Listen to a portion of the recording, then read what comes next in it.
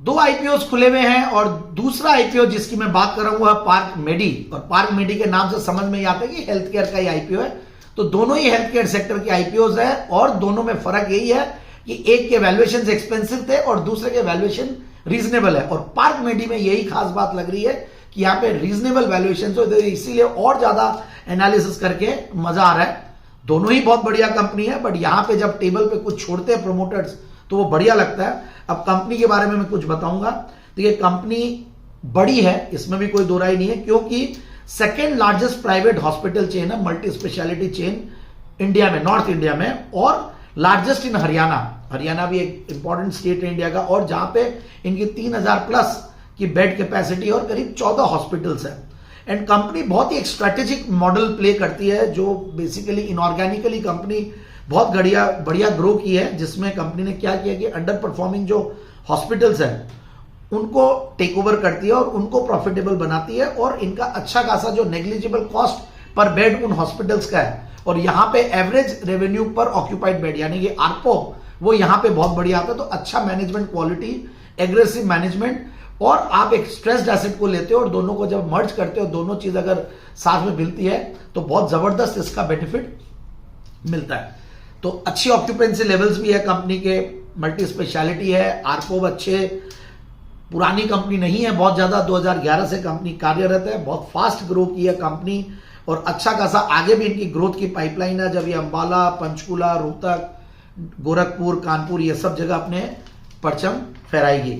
अब दूसरी बात ये और है कि मैं कंपनी के फंडामेंटल्स देख रहा था, कंपनी के कुछ मैं पैरामीटर्स देख रहा था, पीयर कंपैरिजन कर रहा था, हमारी टीम ने काफी डीप डाइव की, चीजें ये समझ में आती है कि पीयर कंपैरिजन में कंपनी सस्ती है as compared to its peers. क्योंकि जब मैं वैल्यूएशन देख रहा था तो जनरली 32 का पी मल्टीपल, हालांकि देखिए पहले के जमाने की अगर बात करें तो 32 का पी मल्टीपल महंगे साइड में आता था, बट हेल्थ केयर में, हॉस्पिटल्स में 32 का पी मल्टीपल ठीक है।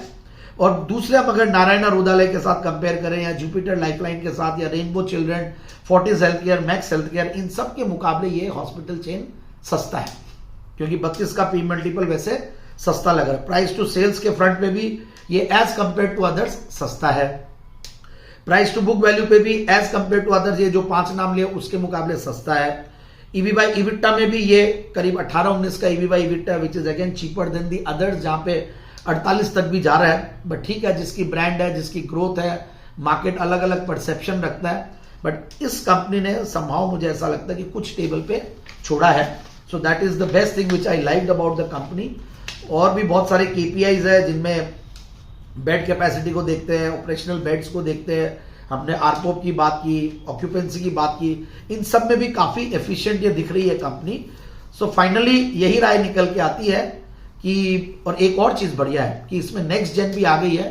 So doctor Ajit Gupta, doctor Ankit Gupta, तो नेक्स्ट जेन भी इसमें पर्टिकुलरली 43 ईयर्स के अगर अंकित गुप्ता आते हैं तो वो भी एक इंपॉर्टेंट चीज होती है, क्योंकि नेक्स्ट जेन का बिजनेस में आना, या यंग जनरेशन, यंग एंटरप्रेन्योर्स आते हैं तो उसको मार्केट अप्रिशिएट करती है। सो ओवरऑल काफी सारी चीजें अच्छाइयां बता दी, और मुझे लगता है कि इस कंपनी में आप पैसा लगा सकते हैं, रीजनेबल लिस्टिंग गेन्स भी बन सकते हैं, और medium to long term investing. एक पर्पज तो जरूर है हर राय के पीछे कि मैं आपको कन्विंस करना चाहूंगा कि आप medium to long term investing के लिए ही पैसा लगाएं। अब शॉर्ट टर्म गेन्स का मोटिव नहीं रखें, मार्केट्स थोड़े सेंसिटिव हो चुके हैं, वैल्यूएशन सेंसिटिव है, बार बार मैं हर वीडियो में ये कॉशन कर रहा हूं हमारे जितने भी व्यूअर्स हैं उनको।